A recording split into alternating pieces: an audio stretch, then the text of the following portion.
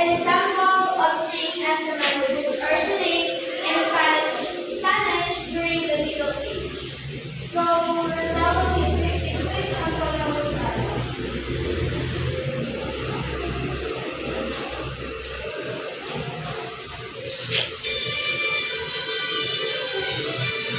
Ito po yung music ng Celine Dion.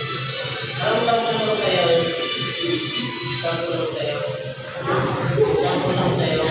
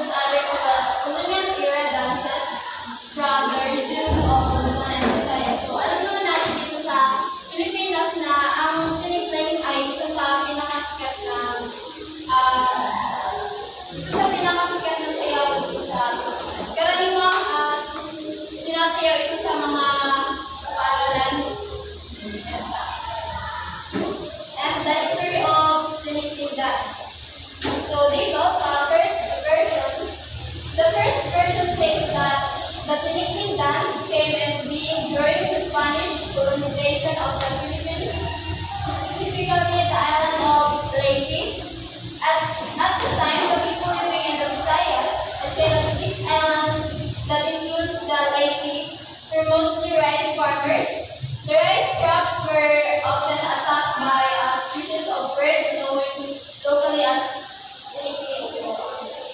So, dito sa first version, ang sinasabi dito na ang sayaw na tinikling nagmula sa pananakot ng Espanyol sa Pilipinas.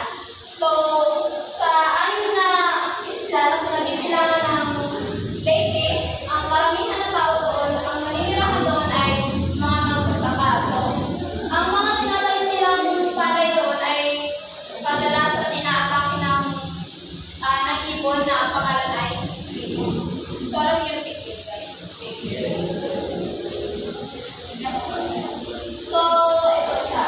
Today in the Western world, these birds are known as buff-banded rails or Hypotenidea philippensis.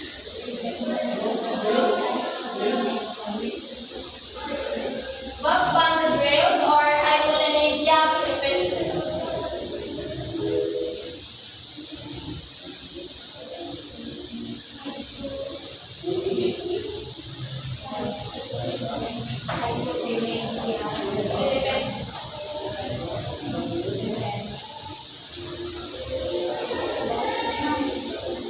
So the locals set up bamboo traps to protect the crops from these birds.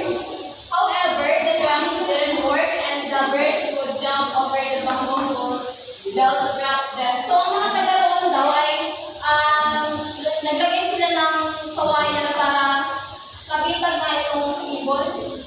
Ngunit yung ibon kasi tumatalon lang sa kawayan na nilalagay nila. So soon the locals imitate the hopping motion of the bird. So ang mga taga doon kalaunan ay ginagaya na nila ang pagtalon ng ibon sa kawayan. The second version also takes place in the Spanish-occupied Philippines. The King of Spain ordered the local Filipinos to work the fields in large plantations. So dito sinasabi na ang hari ng Espanya ay inutusan ng mga Filipinos na magtrabaho sa malalaking plantasyon. And anyone who worked slowly or didn't meet the quotas at the time was punished. So dito sinasabi na pag ang mga trabaho ay mabagal, maaari silang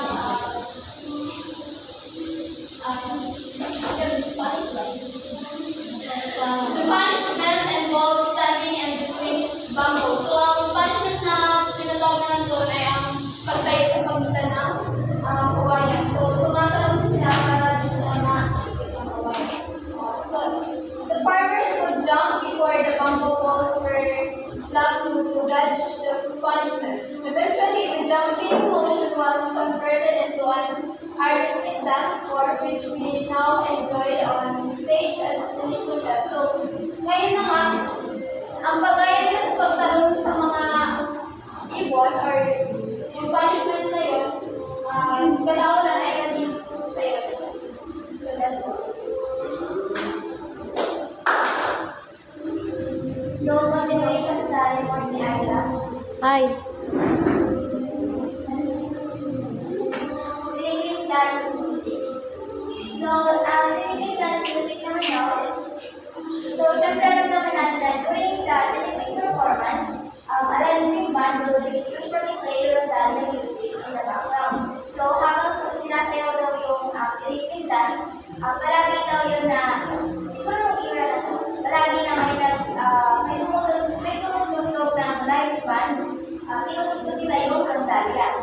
And, so yung rondalia daw, isa siyang type of Western music that originates from Spain. So, rondalia was brought from Europe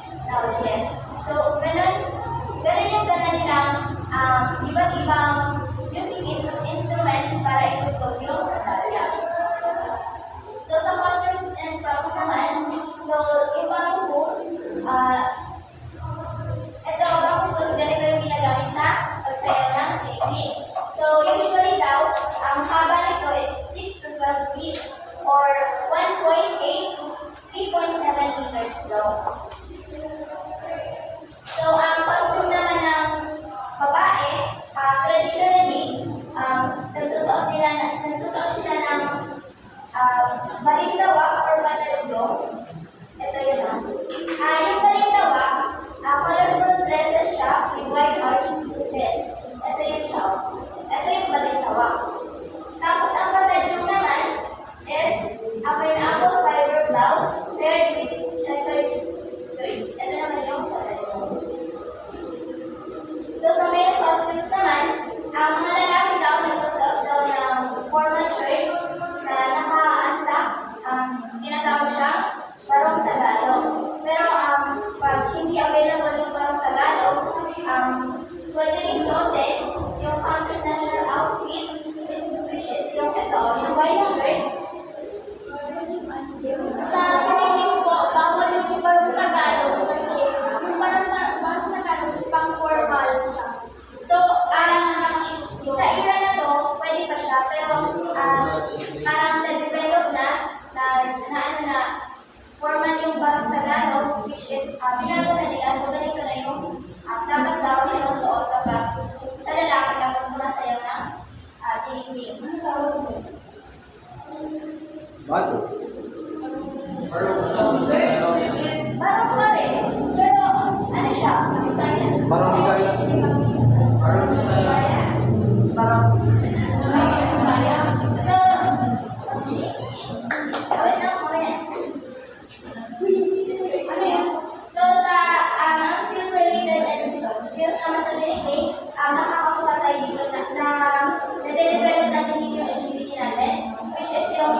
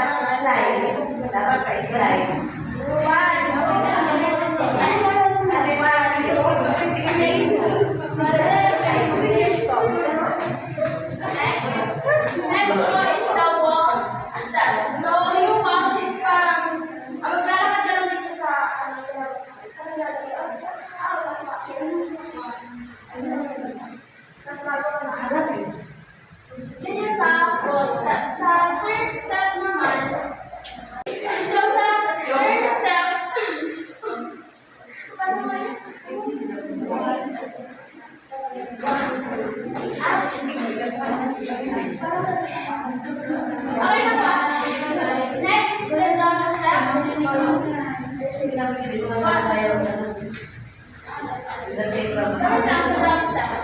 Darna